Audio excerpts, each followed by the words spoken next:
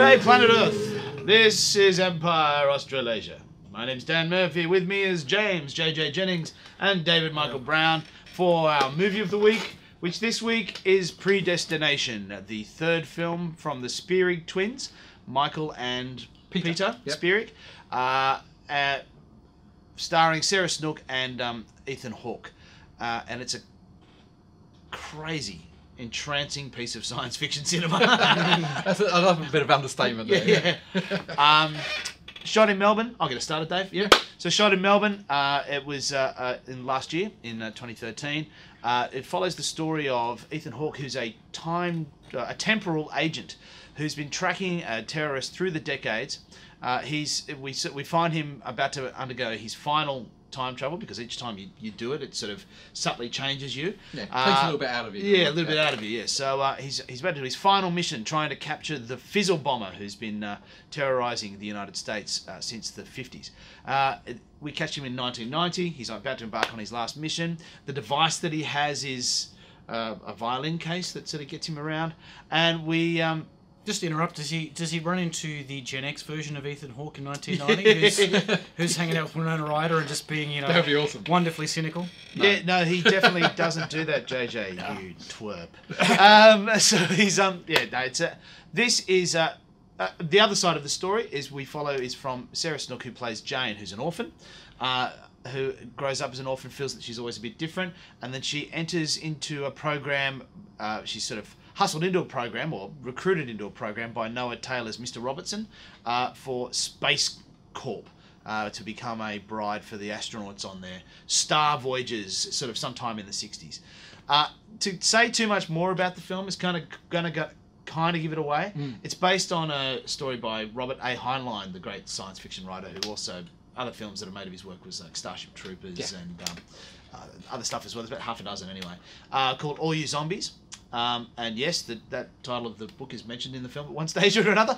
And there's, suffice to say that Sarah Snook's character undergoes a massive transformation, and her performance within both the post and pre-transformation is amazing, unbelievable.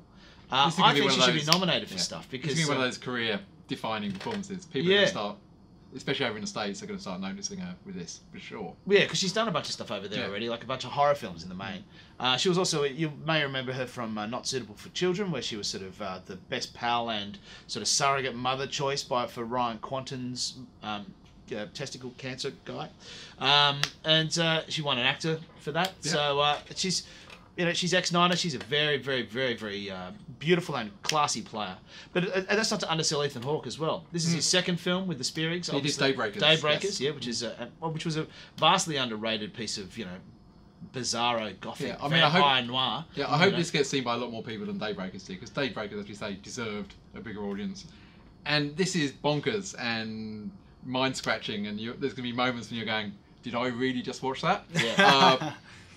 But it's also extraordinary, and I think both performances, as you say, are just amazing. A lot of the story is them talking to one another. Yeah. So they're fantastic with each other. This is a really stylized, stylish production. Like I said, it was shot in Melbourne, which doubles for New York and San Francisco. You never notice. You have no real concept of it. It goes through several time periods, as we say. There's big scenes in the 70s, in the 80s, in the 50s, in the 40s. It's backwards and forwards and backwards and forwards.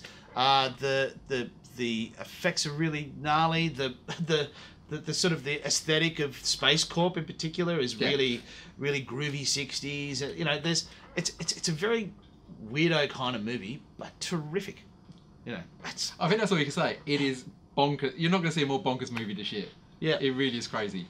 But you want people to go and see it, because it's so much more than that once you watch it. And it's not just a twist in the tail. There seems to be twists all through it. You know what I mean? There's a big sting in the tail. So, look, it's a great Australian production. The Spierigs have always obviously been idiosyncratic talents, and what they will do from here is anyone's guess. Yeah. Apparently, it was a real passion project for them. They love the story as teenagers. Oh, cool. So yeah, this is something they've wanted to do forever.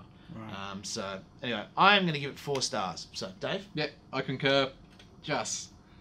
Undead was great, gory fun. Daybreakers, I thought was a great underrated film. This is, again, as well as Snook, I think it's going to put them on a map. they're going to be over in Hollywood spending American dollars, I reckon, after this. They're going to get a lot of offers. It would seem crazy not to give it Yeah. to them. Because their imagination is enormous. Yeah. Because, I mean, Undead was gory fun, but, you know, had virtually no plot to speak of and no characters to speak of. But they just did it all in the bedroom, Yeah, didn't they? that's Just right. put It it was with on a bags. laptop, you know. So it looked hilariously fun. But this is such an ambitious project. It would be the most ambitious film this year, I reckon. Conceptually, particularly. Yeah. And I'm not talking like, you know, like Brett Ratner's Hercules or what, you know, massively staged productions or what have you. This is something that's done really cannily on a probably a medium to small budget, and done really, really cleverly and classily. You know, classily, is that a word? It is now. It is now. I'm Dan Murphy. It's a classy 4 stars. Yeah, absolutely. I haven't seen the film, but while you guys were talking, I time travelled forward and saw it and came back, and I'm going to give it 4 stars as well. Wow, that's amazing. Was Ethan Hawke there? Yes, he was. Excellent. He's still very handsome. Bye? For now. Or hello, if we've just travelled back in time I'm to start the show James again. Jennings.